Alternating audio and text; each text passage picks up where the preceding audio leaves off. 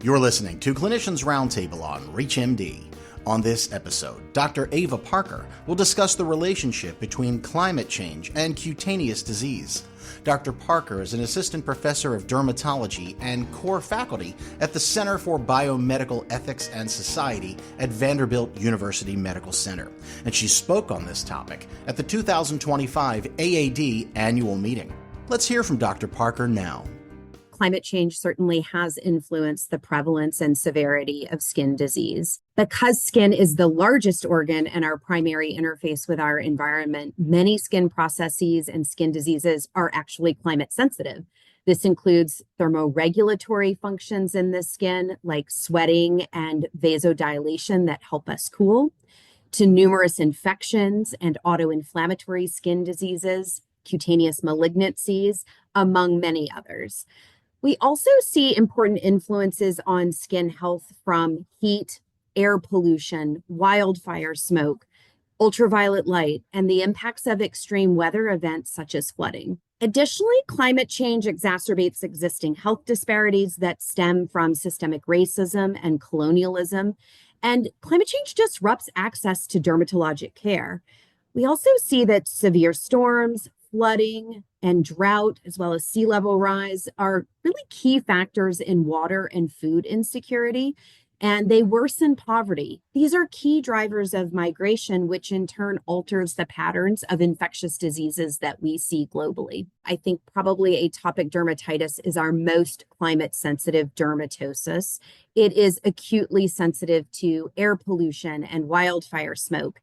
Additionally, heat may drive pruritus or itch, and many of the medications that we prescribe to manage pruritus actually diminish thermoregulatory capacity, which predisposes patients with atopic dermatitis to a greater risk of heat stroke. Also, during extreme weather events such as flooding, we observe greater risks of infection due to the inherently compromised skin barrier in atopic dermatitis, as well as diminished access to care and lost or destroyed medications. Skin cancer is another important climate sensitive or environmentally sensitive disease, and certainly we see millions of cases of skin cancer in the United States. And this is because stratospheric ozone destruction from decades of use of chlorofluorocarbons have increased UV, and UV acts synergistically with heat and air pollution to enhance carcinogenesis. And some of those same factors like UV, heat, and air pollution flare other autoinflammatory skin diseases as well. And that includes things like pemphigus, hidradenitis suppurativa, and psoriasis.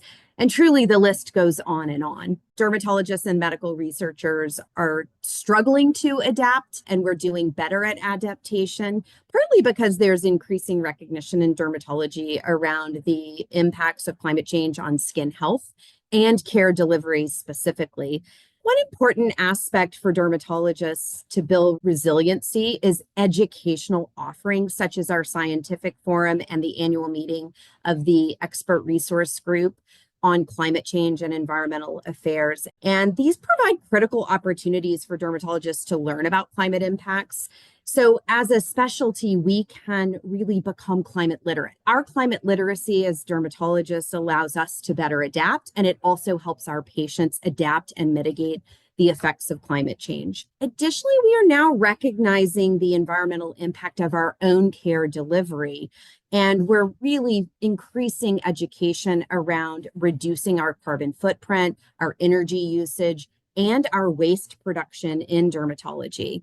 And then I would say lastly, because we still have a number of knowledge gaps to fill, many researchers are focusing on categorizing and studying the effects of climate change on a wide variety of skin diseases.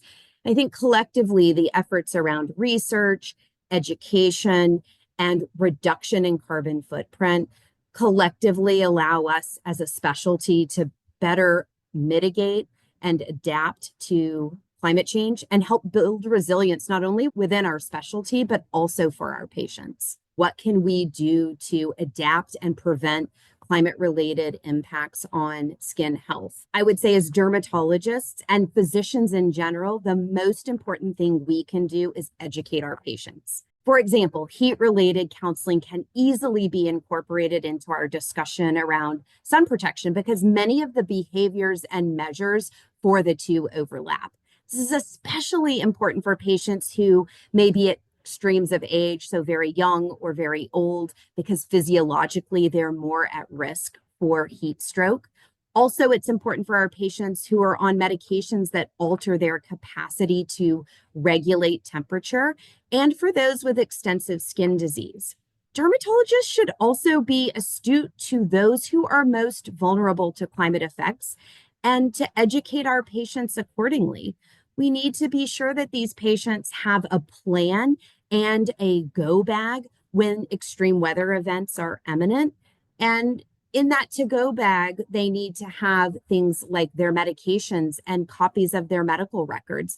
We need to be sure that patients can care for their skin properly, even if they're displaced during an extreme weather event. And then I would say there's a lot of opportunity for us to use digital technology. Everyone has a cell phone these days, and so there are a number of apps that can be downloaded that help to track UV index, temperature, and heat, as well as air pollution and air quality. And for those patients who have inflammatory skin diseases who may be more at risk for flares because of exposure to heat or air pollution, we can teach our patients to check those indices prior to doing outdoor activities. And if air quality is really poor, maybe they should change their plans and do activities indoor that day. Lastly, I would say that we can think about how we prescribe medications and how we deliver care to reduce the impact that dermatologists are having on the environment in the course of treating our patients every day. That was Dr. Eva Parker discussing climate change and cutaneous disease. To access this and other episodes in our series, visit Clinicians Roundtable on reachmd.com, where you can be part of the knowledge. Thanks for listening.